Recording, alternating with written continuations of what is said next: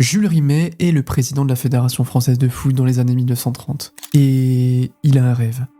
Le projet d'une vie.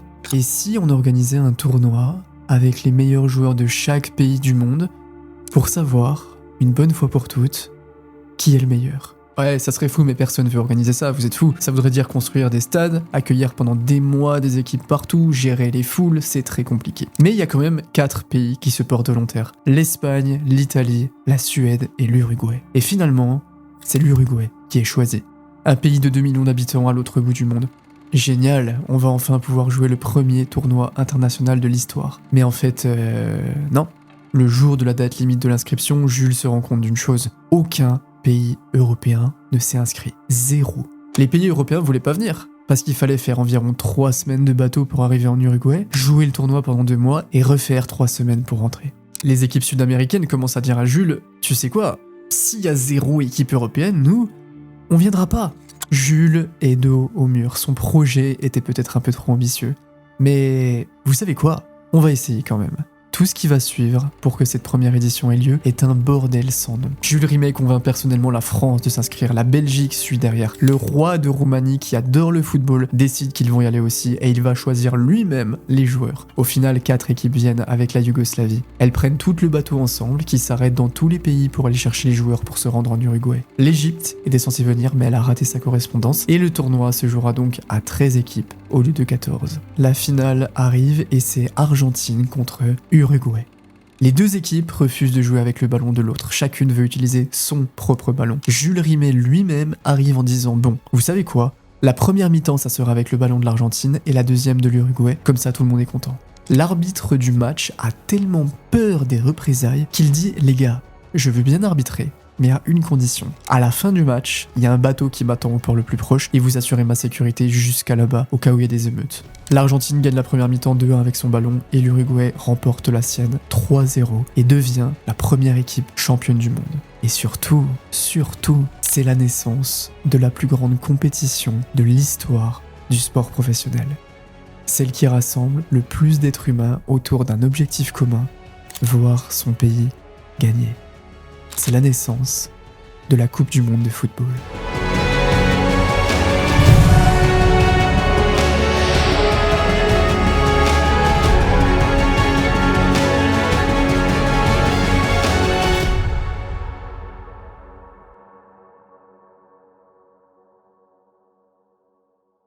Est-ce que vous saviez qu'en 1950, il y avait... Pourquoi il m'appelle lui? Ouais, je suis en train de tourner une vidéo, il y a un problème? Bah ouais, il y a un problème, ouais. Qu'est-ce qui t'arrive? Bah tu sais, je suis parti en vacances aux Canaries, là. Donc il y a des belles plages, je danse la bachata, j'ai des petits cocktails, je visite des villes colorées. Ouais, donc pourquoi tu m'appelles? Pourquoi? Bah je regardais la Coupe du Monde sur M6. Il y a les matchs de la France, il y a Équateur-Curaçao, mais bon, ça marche pas. Ah, c'est pas autorisé dans votre pays, je sais pas quoi. J'ai quand même pas regardé la Coupe du Monde avec les commentateurs espagnols. Un match de la France, ça se regarde avec Lizarazu. C'est pas Lizarazu cette année. C'est pas Lizarazu? C'est Umtiti. Oui, c'est bien, mais moi je peux toujours pas regarder en fait. Mais t'as pas de VPN? Bah non, j'ai pas de VPN, ça sert à quoi à pas regarder des trucs sur Netflix? Mais non, t'es à côté de la plaque. Si vous ne voulez pas finir détruit comme cet homme fan de football complètement dépassé par la technologie, vous pouvez télécharger ProtonVPN. Que vous soyez en déplacement, en vacances, à l'étranger, c'est inadmissible de se retrouver avec une diffusion de merde, des commentateurs qu'on connaît pas, ou pire, le match pas disponible du tout, c'est tous les 4 ans la Coupe du Monde les mecs. Avec ProtonVPN, tu te connectes à un serveur en France et ta diffusion redevient accessible, peu importe où tu es dans le monde. 145 pays disponibles, aucune limite de données, ça tourne sur tous les appareils jusqu'à 10 en même temps. ProtonVPN renforce aussi la sécurité de ta navigation, même quand t'es en France. Et pour la Coupe du Monde, Proton a la solution, une offre exclusive, jusqu'à 70% de réduction. Donc si toi aussi tu veux Umtiti aux commentaires, ou que tu es Umtiti mais que tu es à l'étranger, le lien est en description. Vous saviez qu'en 1950, il n'y avait pas de finale à la Coupe du Monde? Moi je savais pas. En fait, c'était créé comme un mini-championnat. Il y avait 4 équipes qui restaient, qui s'affrontent toutes, et celle qui a le plus de points est championne du monde. Mais ceux qui ont le plus de points, c'est le Brésil et l'Uruguay. Ça tombe bien, ils ont prévu de s'affronter dans le tout dernier match de la Coupe du Monde, donc ça a tout l'air d'une finale. Le Brésil n'avait besoin que d'un match nul pour être champion du monde devant leur public, dans leur pays. Ils étaient tellement confiants, tellement sûrs d'eux, que le journal brésilien O Mundo avait publié le matin du match une photo de l'équipe brésilienne avec le titre « Voici les champions du monde ». Dites-vous que Jules Rimet, le président de la FIFA, avait préparé un discours en portugais pour la remise du trophée et il n'avait rien préparé en espagnol. Et surtout, le match a lieu au Maracana, un stade construit en 2 ans juste pour la Coupe du Monde, le plus grand stade de l'histoire du football, 155 000 places. Enfin, 155 000 officiellement, parce que des gens s'asseillaient sur les marches, par terre, et le jour de la finale, on parle de plus de 200 000 Brésiliens qui sont là pour voir leur pays gagner. Au moment d'entrer sur le terrain, Varela, le capitaine uruguayen, rassemble ses joueurs dans le tunnel et leur dit « Sortez calmement, ne regardez pas en haut, ne regardez jamais les tribunes, le match se joue en bas. » À la 47e minute, le Brésil ouvre le score. Le stade explose, ils vont le faire, ils vont être champions chez eux. Mais à la 66e minute, l'Uruguay égalise. Le Brésil est toujours qualifié, mais il y a de la peur dans le stade. Beaucoup de peur. À la 79e, Guigua reçoit le ballon et au lieu de faire une passe en retrait, il frappe dans l'angle fermé. 2-1. Le Brésil pousse, mais c'est trop tard. L'Uruguay est championne du monde. Le pays entier est sous le choc.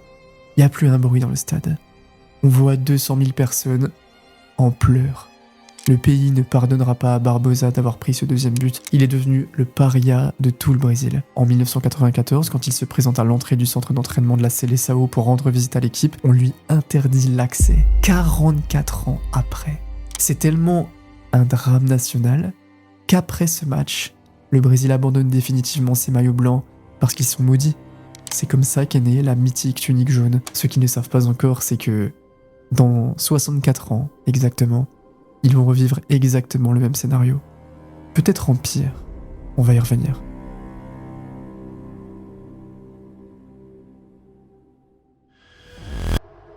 Ok, 8 ans plus tard, la Coupe du Monde c'est en Suède. Et dans le vestiaire du Brésil, encore, oui, je sais, en même temps on parle du plus grand pays de football sans aucun doute, donc vous vous attendez à quoi? Il y a un gamin qui n'a jamais joué une seule minute de Coupe du Monde de sa vie. Il s'appelle Edson Arantes do Nascimento, mais tout le monde l'appelle autrement. Il est arrivé dans la sélection brésilienne presque par accident. À force de faire des choses impossibles à 15 ans avec son club Santos, les recruteurs de la sélection nationale n'ont juste pas d'autre choix et ne peuvent plus ignorer son nom. Le sélectionneur Vicente Feola est très sceptique, il est jeune, il est frêle, il est très fragile. Le Brésil a trop de pression, surtout depuis ce qu'il s'est passé 8 ans plus tôt. Les psys de l'équipe nationale font passer des tests à tous les joueurs avant la compétition, et leur verdict est sans appel. Pelé est trop immature psychologiquement, et il n'est pas prêt pour la pression d'une Coupe du Monde. Feola va voir les psys et leur dit « Merci pour votre analyse, mais vous ne connaissez pas le football. » Donc, il y va. Les 2 premiers matchs, Pelé reste sur le banc à regarder, à attendre. Le Brésil joue un football moyen. 3e match, c'est contre l'URSS. Feola le fait jouer. Et là, tout le monde le voit. Ce gosse est spécial. Pelé est partout sur le terrain. Il touche tout, il déclenche tout. Il crée quelque chose que les défenseurs soviétiques n'ont visiblement jamais vu de leur vie. Le Brésil gagne 2-0. En quart de finale face au Pays de Galles, Pelé marque son premier but en Coupe du Monde. Il a 17 ans et 239 jours. Et ce jour-là, il devient le plus jeune buteur de l'histoire de la compétition. Un record qui tient encore aujourd'hui. En demi-finale, la sélection brésilienne tombe sur la France avec Juste Fontaine en feu dans cette compétition. Il finira meilleur buteur du tournoi avec 13 buts, un record lui aussi toujours imbattu. Mais face à Pelé ce soir-là, la France ne peut absolument rien faire. Triplé en demi-finale de Coupe du Monde à 17 ans. Les journalistes français qui couvrent le match n'en reviennent pas et l'un d'eux écrira le lendemain « Nous avons assisté ce soir à la naissance d'un mythe ». C'est la finale. Brésil-Suède devant 50 000 supporters suédois qui poussent à fond pour leur équipe à domicile. Le Brésil mène 2-1 à la mi-temps et en deuxième mi-temps, Pelé fait quelque chose que personne dans ce stade n'oubliera. Il reçoit un centre, contrôle le ballon sur la poitrine, le fait passer par-dessus la tête du défenseur et fusille le gardien avant même que le ballon ne touche le sol. Le stade est sous le choc et c'est l'explosion. Même les supporters suédois applaudissent. Le Brésil gagne 5-2 et Pelé terminera le match avec 2 buts. À la fin du match, il s'effondre et pleure comme un enfant parce que c'est exactement ce qu'il est encore. Un enfant qui vient de sauver la Coupe du Monde. Ses coéquipiers ce soir-là doivent le porter tellement il a plus la force de tenir sur ses jambes. Et ce jour-là, le monde entier a mis un visage sur l'avenir du football. On n'a pas fini de parler de ce gamin de 17 ans qui vient de remettre son pays au centre du monde du football après avoir été dans le plus grand trou de son histoire.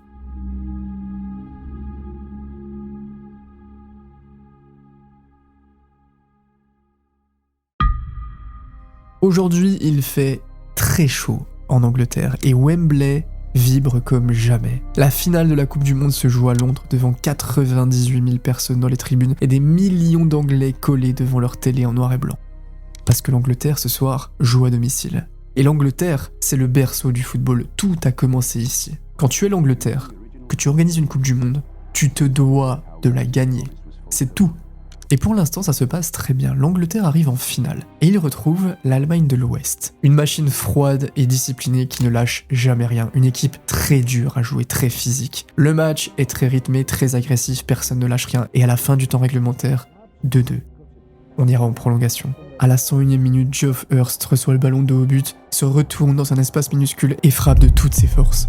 Le ballon claque sur la barre, rebondit sur le sol et revient dans le jeu. Et là, c'est le chaos. Les Anglais lèvent les bras, les Allemands protestent, l'arbitre hésite. Il regarde les joueurs, il sait pas quoi faire, il va consulter son juge de touche qui était placé dans l'axe du but au moment du rebond. Il y a 98 000 personnes qui retiennent leur souffle en même temps. Baramov réfléchit 2 secondes et il désigne le centre du terrain. But. Wembley explose. Les supporters anglais se jettent dans les bras les uns des autres. Les joueurs allemands sont effondrés, les mains sur la tête et n'en reviennent pas. Sauf que... il y a un problème. Et ce problème va hanter le football pendant des décennies. Ce ballon, personne ne peut confirmer qu'il a vraiment franchi la ligne. Les images de l'époque sont floues, mal cadrées, prises depuis des angles impossibles. Je vous laisse regardez et dites-moi ce que vous en pensez, c'est très très compliqué. Les Allemands sont convaincus que le but n'est pas valable, ils le répéteront pendant des années, les Anglais s'en foutent, parce qu'ils ont gagné le match. Geoff Hurst marquera un 3e but dans les dernières secondes. L'Angleterre est sacrée championne du monde 4-2 dans un Wembley en délire total. Mais le débat, lui, il s'arrête pas là. Pendant des années, il y a des ingénieurs, des physiciens, des chercheurs qui vont se pencher sur ces images floues pour tenter de répondre une bonne fois pour toutes. Est-ce que ce ballon a franchi la ligne? Oui ou non? En 1996, 30 ans après les faits, des chercheurs de l'université de Oxford utilisent les nouvelles technologies de reconstitution en 3D. Ils analysent le rebond du ballon, image par image, millimètre par millimètre. Leur conclusion est brutale. Le ballon n'a pas franchi la ligne. Pas entièrement, il manquait quelques centimètres. Ce qui veut dire que l'Angleterre a peut-être été sacrée championne du monde sur un but qui n'existait pas, devant son propre public, dans son propre stade. Baramov, lui, ne donnera jamais d'explication claire sur sa décision. Et en soi, qui peut vraiment le blâmer? On a mis 30 ans à avoir la vérité avec des vidéos et des technologies. Il y a une rumeur. Quand on lui a demandé sur son lit de mort pourquoi il avait accordé ce but, il aurait répondu un seul mot. Stalingrad. La ville russe ravagée par les Allemands pendant la Seconde Guerre mondiale. Vrai ou fausse? Personne ne peut confirmer cette anecdote. Une controverse qui a traversé 60 ans de football est le seul titre mondial de l'histoire de l'Angleterre, suspendu pour toujours à quelques centimètres d'une ligne blanche que personne n'a jamais vraiment vu franchir.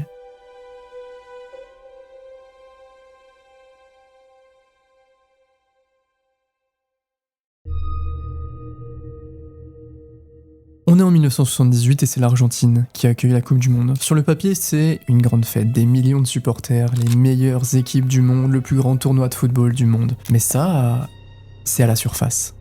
En dessous, c'est pas du tout pareil.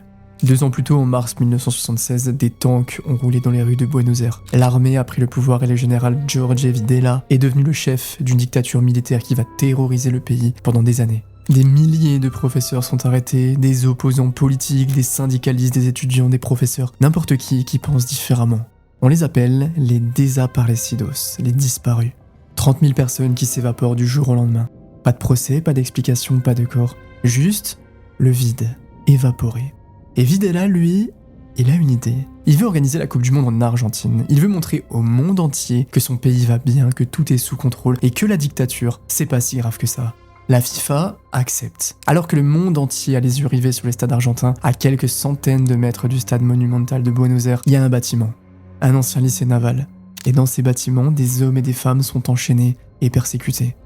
À quelques centaines de mètres, des supporters qui chantent. Les gardes qui surveillent les prisonniers branchent la radio pendant les matchs. Certains prisonniers supportent quand même l'Argentine, parce qu'ils ont grandi avec ce maillot bleu et blanc. D'autres pleurent de rage en entendant les supporters célébrer dehors.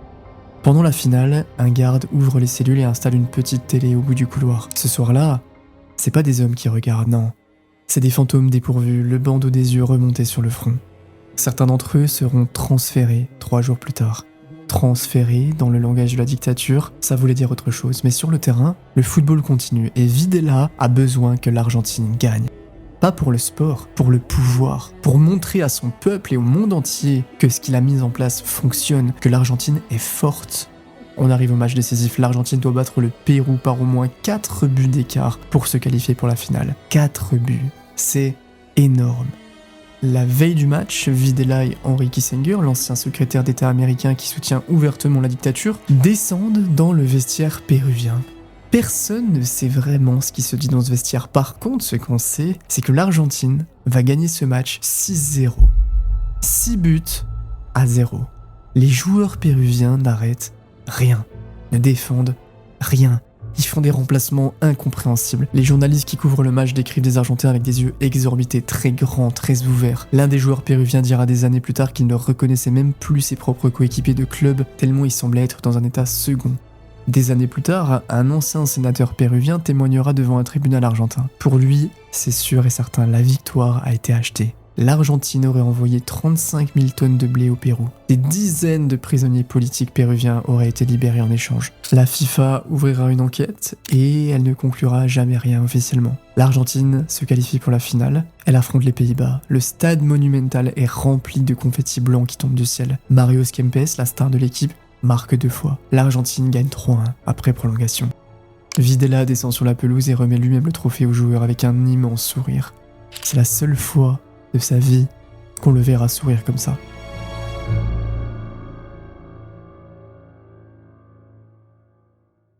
Vous avez déjà eu des moments dans le sport où le cœur s'arrête, il n'y a plus rien autour, le temps est long, les bruits sont sourds. On est le 8 juillet 1982 à Séville, en Espagne, il fait 33 degrés, il est 21h, l'air est bien lourd. Et dans le stade, 70 000 personnes sont là pour cette magnifique demi-finale. D'un côté, on a la France de Michel Platini qui joue un football magnifique depuis le début du tournoi, ce qu'on appelle le carré magique avec Platini, Giresse, Tigana, 3 meneurs de jeu sur le terrain en même temps. De l'autre côté, c'est l'Allemagne de l'Ouest, c'est pas du tout la même ambiance. C'est une équipe froide, physique, disciplinée. Invaincue depuis 4 ans contre une équipe européenne, championne d'Europe en titre. Beckenbauer avait fait aussi un petit discours à ses joueurs avant le match. Les Français ont horreur du jeu physique. Il faut être dur, très dur. Ok, le ton est donné. Le match commence et l'Allemagne écrase d'entrée. Littbarski ouvre le score à la 17e minute, la France subit, recule, souffre sous la chaleur. Puis Platini égalise sur penalty 1-1 juste avant la mi-temps. Mais en deuxième mi-temps, quelque chose bascule. Pour ceux qui étaient là, vous vous souvenez évidemment de ce qui se passe. La France se met à jouer un football magnifique, c'est fluide, c'est rapide, c'est technique. Au point que les Allemands n'arrivent plus à suivre, ils s'énervent, ils jouent de plus en plus dur et ils commencent à faire des fautes de partout. À la 57e minute, Platini lance Battiston dans la surface. Il est tout seul face au gardien. Il va pouvoir tirer, mais...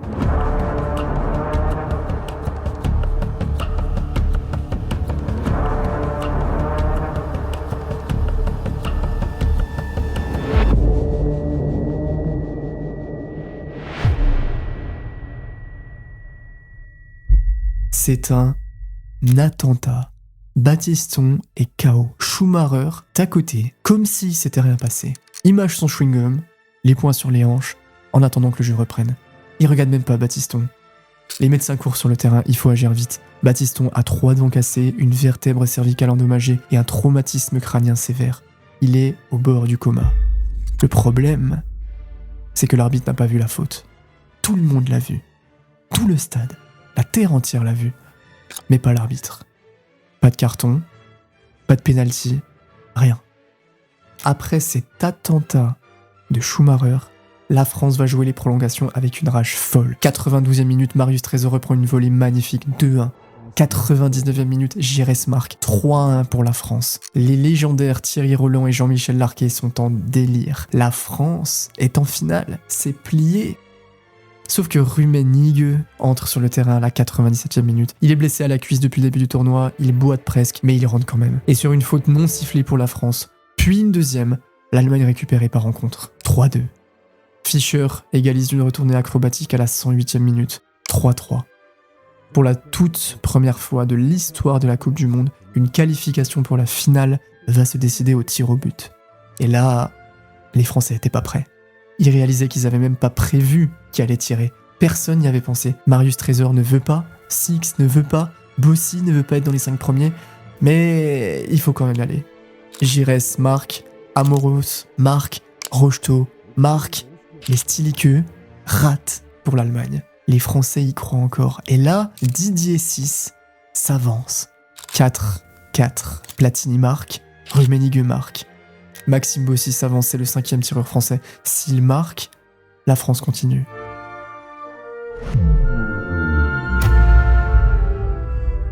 Urbrecht, l'immense attaquant allemand, a la balle de match au bout du pied. 2 petits pas d'élan et... l'Allemagne échouera en finale contre l'Italie, et cette faute non sifflée est encore maintenant la plus grande injustice de l'histoire de la Coupe du Monde.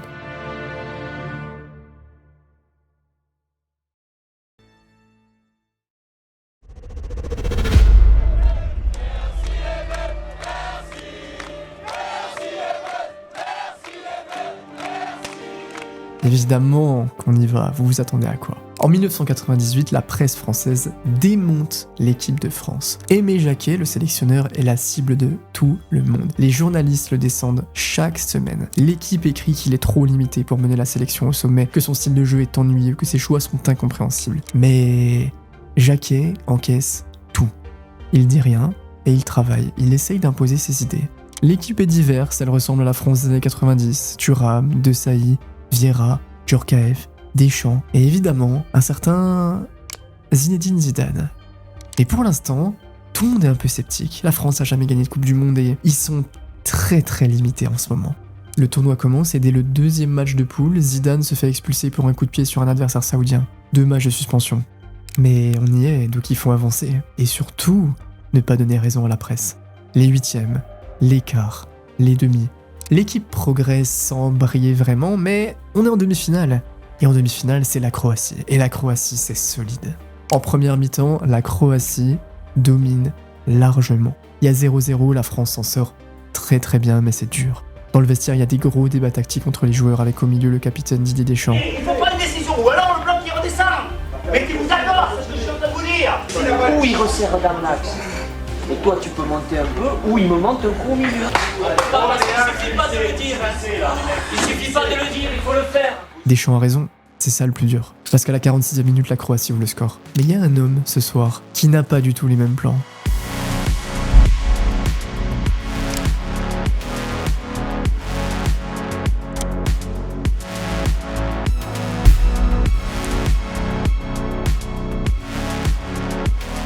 Ce sont les 2 seuls buts de Lilian Thuram dans toute sa carrière en équipe de France. Les 2 seuls en demi-finale de Coupe du Monde. Et on y arrive.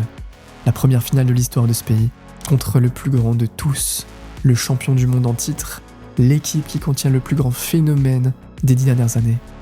Finale, France contre Brésil. Mais quelques heures avant le match, quelque chose de troublant se passe dans la chambre 226 du château de la Grande Romaine, l'hôtel de l'équipe du Brésil. Roberto Carlos, le colocataire de Ronaldo, est réveillé en pleine nuit par des bruits terrifiants. Il se retourne et il voit Ronaldo en train de faire une convulsion dans son lit. Il a les yeux révulsés, le corps qui tremble, et il répond plus. Roberto Carlos crie dans les couloirs, les médecins arrivent, Ronaldo est inconscient. Il se réveille, il ne se souvient de rien. Les médecins sont formels, il ne doit pas jouer. Quelques heures plus tard, le jour du match, la liste des titulaires brésiliens est annoncée. Ronaldo n'est pas dedans. Et 1 heure avant le match, la liste change. Ronaldo est bien là.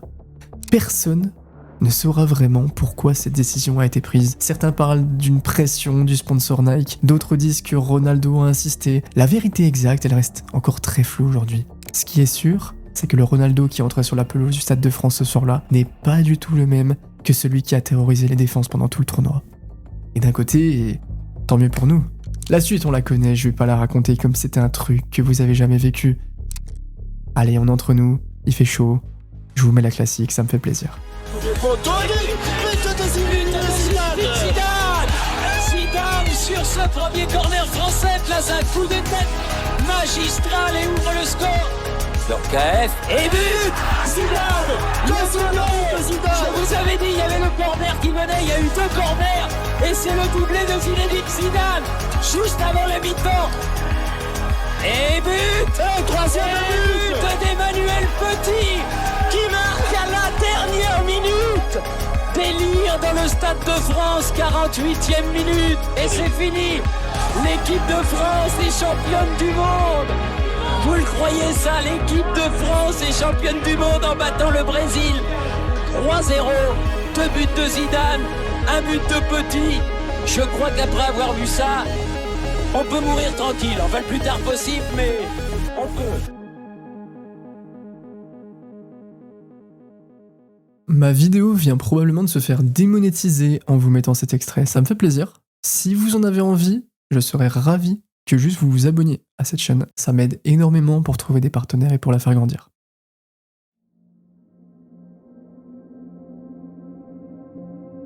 C'est cruel.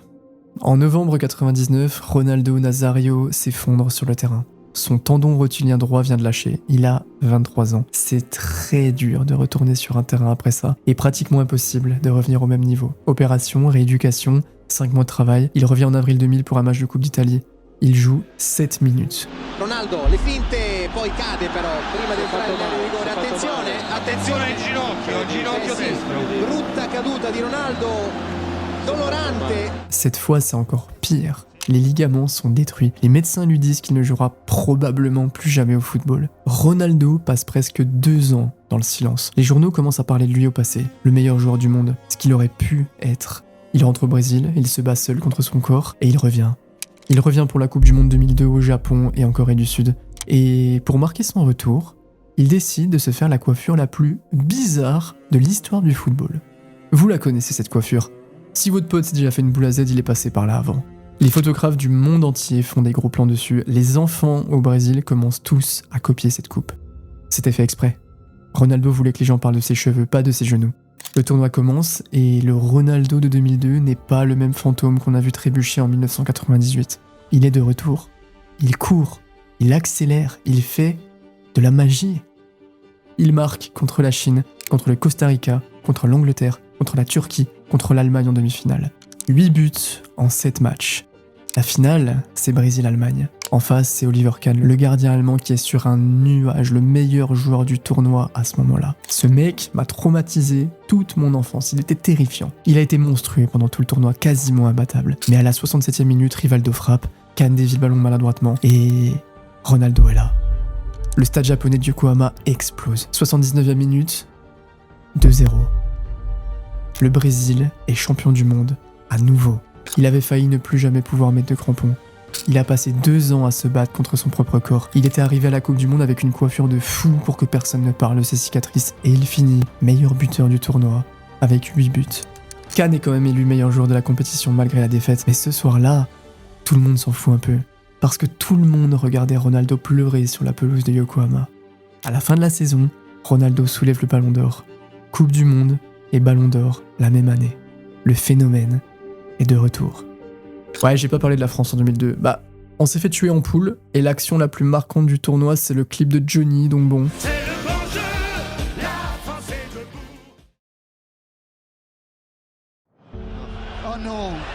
Oh non, pas ça. Pas aujourd'hui, pas maintenant, pas après tout ce que tu as fait.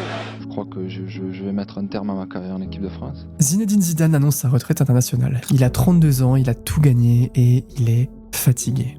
L'équipe de France tourne la page, sauf que sans lui, la France s'effondre.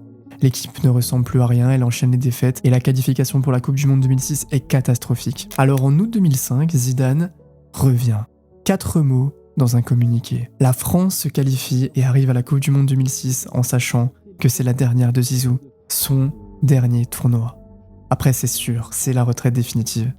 Mais Zinedine veut finir en beauté. L'équipe de 2006 est un mélange entre des champions du monde 98 comme Henry, Thuram, Barthez ou Vieira et des nouveaux joueurs prometteurs comme Malouda ou un certain Franck Ribéry. Et l'objectif de tous les pays est le même, envoyer Zidane à la retraite. Les poules sont assez timides mais ça passe. La France retrouve l'Espagne de David Villa en 8e de finale qui mène 1-0. Mais sous les commentaires du mythique Thierry Gilardi, Franck Ribéry va se recevoir un ballon en profondeur et... Pour Ribéry.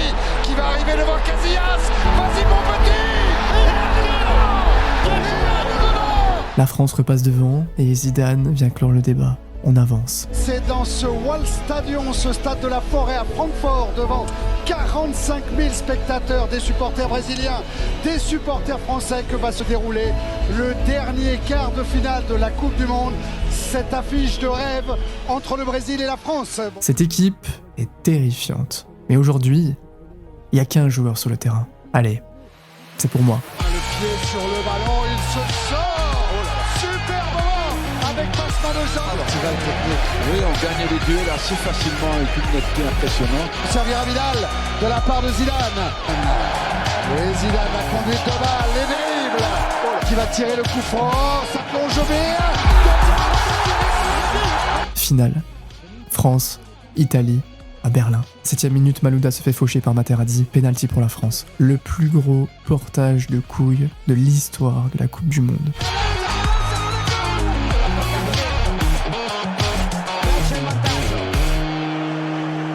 Mais l'Italie est solide et à la 14e minute, Materazzi égalise de la tête. Ah, j'ai pas envie d'arriver à ce moment de la vidéo. On voit Zizou. Zinedine. Oh Zinedine. Ah, pas ça. Pas du tout avec pas ça Zinedine. Pas ça Zinedine. Non. Oh non. Oh non, pas ça. Pas aujourd'hui, pas maintenant, pas après tout ce que tu as fait. Mais c'est terrible. C'est terrible.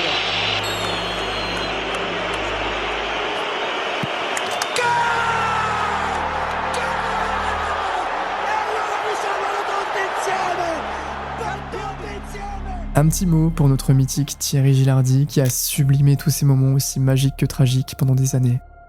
Merci monsieur.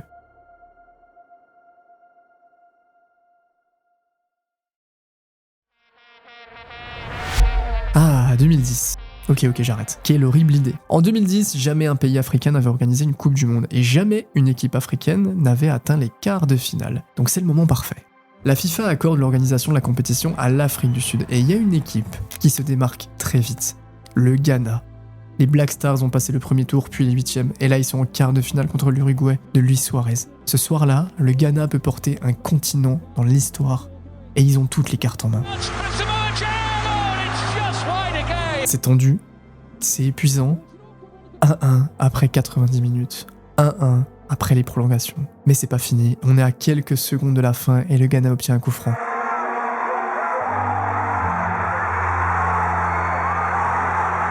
Luis Suarez a sorti le ballon des deux mains. Carton rouge, pénalty pour le Ghana, balle de match. Quelqu'un va devoir prendre la responsabilité d'emmener un pays d'Afrique en demi-finale de la Coupe du Monde pour la première fois. Ce quelqu'un, c'est Asamoah Gyan, le capitaine, le meilleur buteur de l'équipe. La veille du match, il a tiré 20 pénaltys à l'entraînement, il les a tous mis. Balle de match. Dernière seconde.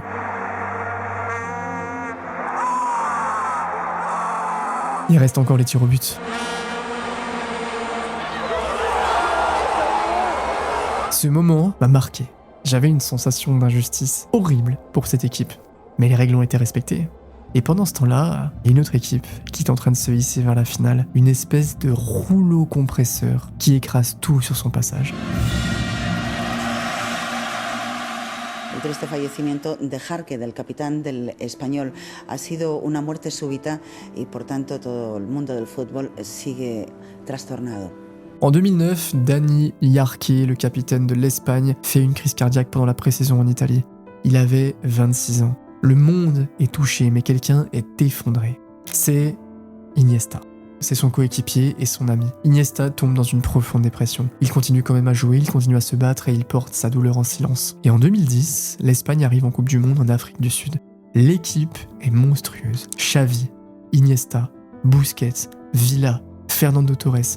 Ils ont gagné l'Euro 2008, ils sont sur le toit du monde avec un style de jeu exceptionnel. Le fameux tiki-taka, des passes, beaucoup de passes. Et on arrive en finale contre les Pays-Bas. Finale, Espagne-Pays-Bas, Johannesburg, 11 juillet 2010. Et là, c'est violent. Les Néerlandais n'ont pas le choix, il faut rentrer dans les Espagnols, il faut leur casser le jeu à la source. Oh là là là là là là. Alors oui, il n'était pas encore averti, donc... Il va s'excuser également, mais enfin la faute y est. De Jong met un coup de pied kung-fu dans la poitrine de Xabi Alonso, l'arbitre sort juste un carton jaune. C'était une autre époque. Après 90 minutes, 0-0.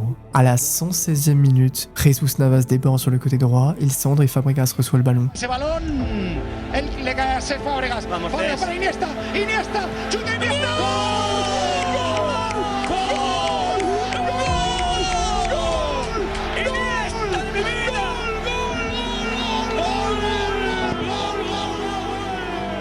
L'Espagne est championne du monde pour la première fois de son histoire et c'est le plus beau cadeau qu'ils puissent faire à leur capitaine.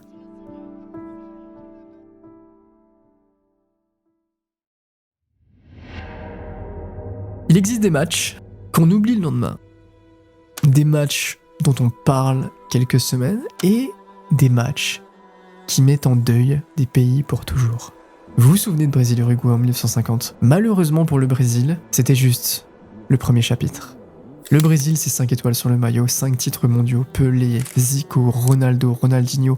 Ils ont inventé une version du football, une manière de jouer. Ils n'avaient pas organisé la Coupe du Monde depuis ce match de 1950. Mais en 2014, les plaies sont refermées et il faut retenter le coup. La Coupe du Monde se joue dans le pays du football. La pression, encore plus dans la configuration du moment, encore plus avec la plaie de 1950, elle est colossale. Les joueurs ont même un psychologue dans leur camp d'entraînement. Et au centre de tout ça, on a Neymar, 22 ans, le plus grand prodige de sa génération. En quart de finale, un adversaire lui fracture une vertèbre lombaire, il quitte le terrain sur civière en larmes et le Brésil entier pleure avec lui. Des centaines de milliers de personnes descendent dans les rues pour prier. Neymar ne rejouera plus jamais ce mondial.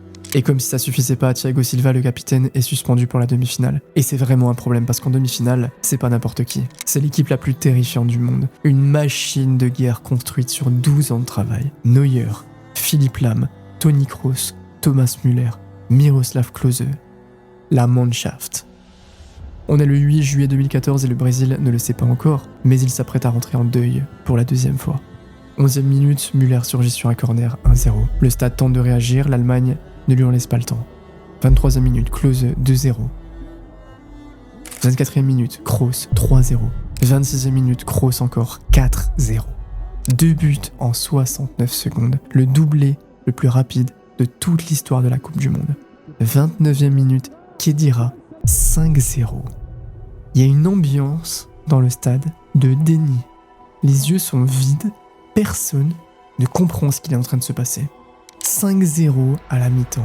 Les joueurs allemands discutent calmement dans le tunnel comme si c'était un entraînement. Et en deuxième mi-temps, Schürrle rentre et marque 2 fois. 7-0. Oscar sauve l'honneur à la 90e, 7-1. Score final. La plus grande défaite de l'histoire du Brésil. La presse titre le lendemain « Humiliation ». Massacre. Les Brésiliens baptisent ce match le Mineirazo, en référence au Maracanazo de 1950. Mais le Maracanazo, c'était une finale perdue d'1 but. Le Mineirazo, c'est une demi-finale perdue de 6 buts, chez eux, à la maison. Et au milieu de tout ça, Klose marque son 16e but en Coupe du Monde. Il dépasse Ronaldo, record absolu de l'histoire de la compétition, inscrit au Brésil, contre le Brésil. Ronaldo regardait le match depuis chez lui. L'Allemagne remportera la finale contre l'Argentine quelques jours plus tard. Le monde retient cette finale, mais le vrai souvenir de 2014, c'est ce soir-là, le 8 juillet. Le soir où la machine allemande est entrée dans le temple du football brésilien et a tout réduit en cendres, chez eux, devant leurs enfants.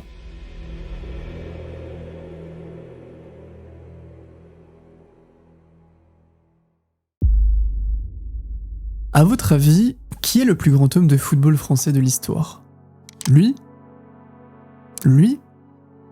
Si on prend une statistique objective, les trophées, il y a un homme qui est incontestablement tout en haut de ce classement. Pourtant en Russie, c'est vraiment pas gagné. Les matchs amicaux de préparation sont dégueux, l'équipe est très défensive et les phases de poule sont très timides. Une victoire à l'arraché 2-1 contre l'Australie, 1-0 contre le Pérou et un match nul horriblement chiant contre le Danemark, 0-0. Mais ça passe. Sauf qu'en 8ème, on retrouve l'un des favoris. Une équipe terrifiante composée du meilleur joueur du monde. Il va falloir prouver. Il pousse encore ce ballon. Oh, penalty. Et le voilà le 22e but. Di Maria, en revanche, il peut frapper. En revanche, il peut frapper. André Di Maria. Frappez les mecs, on a des situations. 20-25 mètres là, putain, frappez, mettez une ligne. Attention, allez. Oh, ça a été détourné. Ça a été détourné. Et ça permet, avec Mercado, à l'Argentine. 20-25 mètres là, putain, frappez, mettez une ligne. Ouais, c'est passé dans le dos, le centre, Lucas. Allez, second poteau, Pavard. Benjamin Pavard, fermé en bleu. Et Mbappé qui accélère. Et qui lâche le balai à tir. Le but est nous. Parade de Griezmann. Oh, l'erreur de Fernand. Il suffira d'une. Et il en suffira d'une. Avec Samuel Umtiti qui vient couper. Il faut se le dire, ça fait 8 ans, c'est bon, c'est passé. La Belgique était objectivement meilleure que nous ce soir-là et méritait de gagner. Mais c'est le football. Et le 15 juillet 2018, à Moscou, devant le monde entier, la France vient décrocher sa 2e étoile 20 ans plus tard. Et il faut mettre du respect sur un homme en particulier. Un capitaine pour la première, un leader pour la 2e. Un homme qui s'apprête à vivre sa toute dernière et à qui le football français a une dette impossible à rembourser.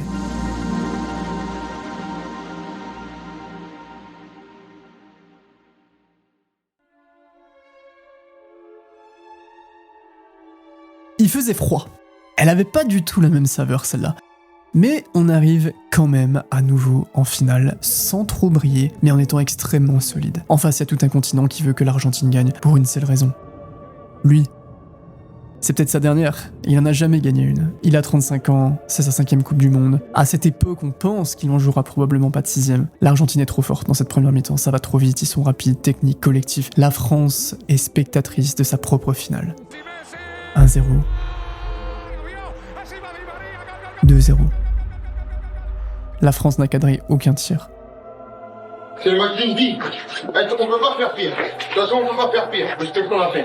On retourne sur le terrain, soit on les laisse jouer au con, soit on y va, on met un peu d'intensité, on rentre dans les duels et on fait autre chose déjà. C'est une finale de Coupe du Monde. Ils ont mis 2 buts, on est mené 2 buts. On peut revenir. Hein. Il y a 2 choix. Soit on se fait rouler dessus du début à la fin, soit il y a un gars qui prend ses responsabilités, qui prend le ballon et qui se débrouille pour nous remettre dans le match. Minute, et l'espoir, peut-être. Et l'espoir, peut-être, avec Kylian Mbappé. 80e minute. Gets the return. C'est un miracle d'arriver en prolongation. Mais à la 98e minute, 3-2 pour l'Argentine. Il reste 4 minutes pour qu'un miracle se passe. Mbappé was charged at.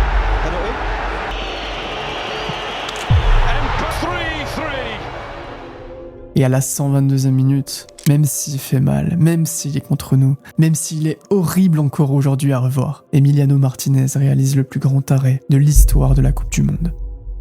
La suite, on la connaît. L'Argentine était au-dessus ce soir-là. On a été tenu en vie grâce aux exploits d'un seul homme, et Léo Messi tombe à genoux, les bras vers le ciel, et se met à pleurer. Il n'existe pas sur cette planète de compétition, de tournois, de trophées qui unit autant et qui transcende autant que la mythique Coupe du Monde de football. Dans des périodes compliquées, apprécions ce moment où le monde s'arrête et où nous sommes des millions derrière 11 élus qui vont nous représenter face à la terre entière.